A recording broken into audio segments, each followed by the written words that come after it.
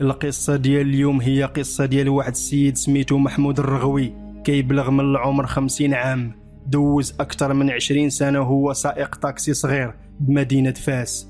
كان من ساكنة عين قادوس، رجل محترم متدين ومعقول، وما عمرو في حياته ما تسجلت عليه شي شكاية في العمل ديالو. محمود كان أب لطفلين، وكان كيبدا الخدمة ديالو دائما من بعد صلاة الفجر وكيساليها مع المغرب، ومن تما كيجي لدارو عند مرتو وولادو. الناس اللي كتعرف محمود عارفين أن الهدف ديالو هو يوفر لولادو المعيشة والظروف الملائمة باش يقراو ويكونوا شي حاجة في المستقبل. كان كيضحي بكل شي من أجلهم. 13 يوليوز 2011 كان نهار استثنائي بكل معايير والمقاييس. كانت درجة الحرارة مرتفعة. في المساء ديال هذا اليوم محمود قرر يزيد في الخدمة حتى نص الليل، لأن الحركة كانت قليلة في النهار. في حدود 10:30 ديال الليل كان دايز بالطاكسي ديالو من حي أطلس، وهز معاه واحد الزبون، وفجأة في مكان خالي كتشير ليه واحد البنت هازة معاها صاك كبير. هنا محمود سول الزبون اللي راكب معاه واش ممكن يسمح ليه يهز هذيك البنت، لأن البلاصة كانت شوية مشبوهة وخطيرة. وفاش ما اعترضش الزبون اللي كان قريب للوجهة ديالو، توقف محمود وركبات البنت ودخلت الصاك ديالها معاها في الطاكسي، وطلبات منه يوصلها لمحطة القطار. من بعد 100 متر تقريبا الزبون طلب من محمود ينزلو ودفع عليه الأجرة ديالو، وانطلقت الطاكسي في اتجاه محطة القطار.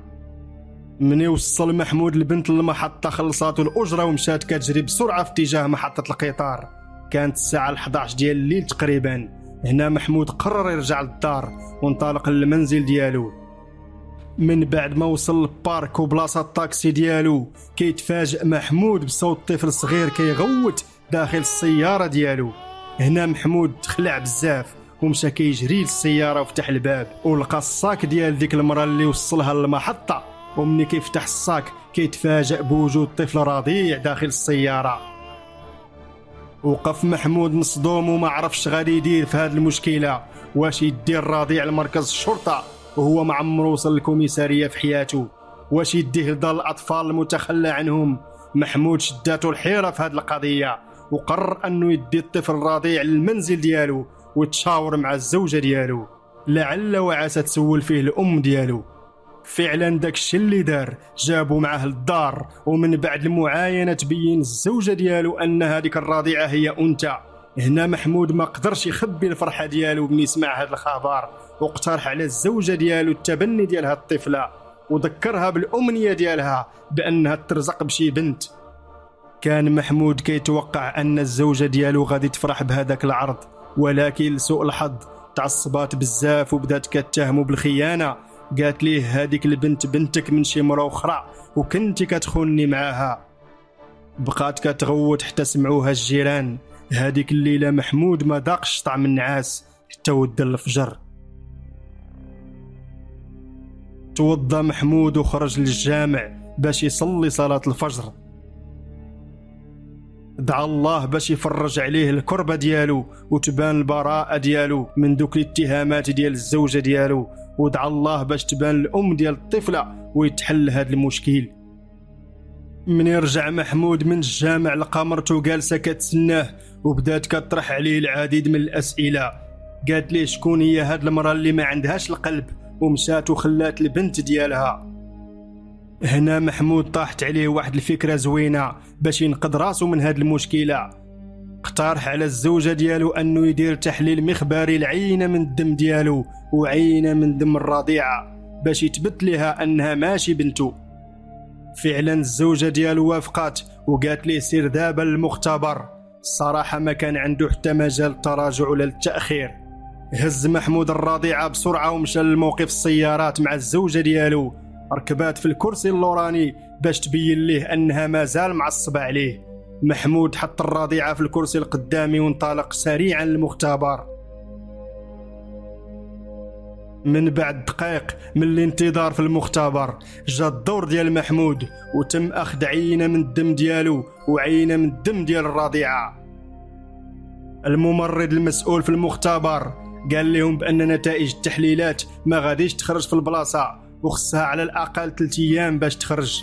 الصراحة كان محمود متيقن بأن نتائج التحليلات المخبارية غادي تثبت البراءة ديالو، ومني كان راجع للدار هو ومرتو قال لها غادي نسدو هاد الملف حتى يخرجوا التحليلات، دابا خصك تطعمي هذيك الرضيعة وتعتني بها.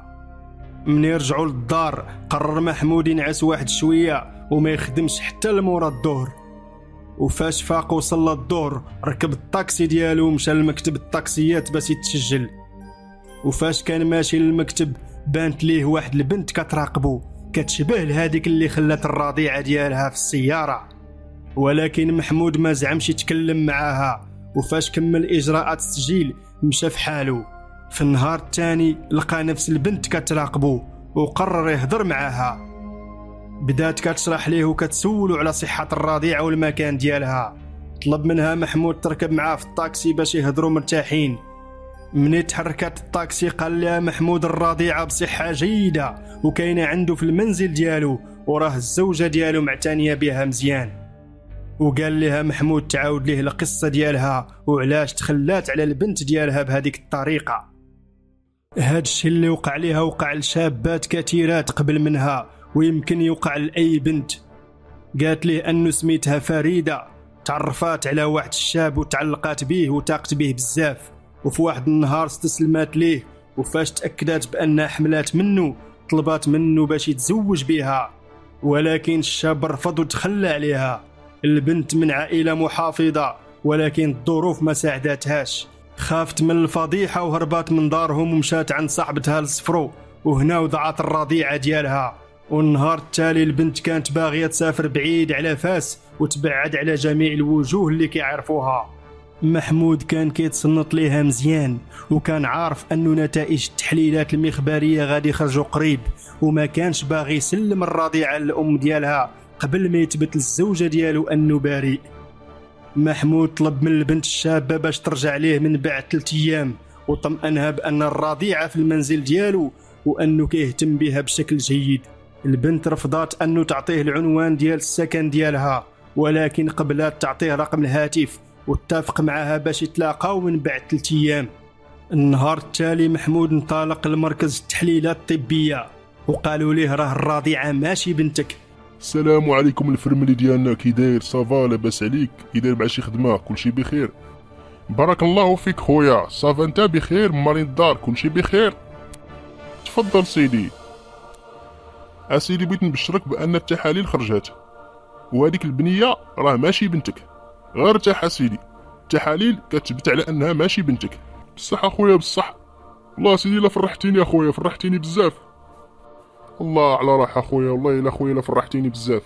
اليوم غنمشي عند مرتي باش نقول لها الحقيقه.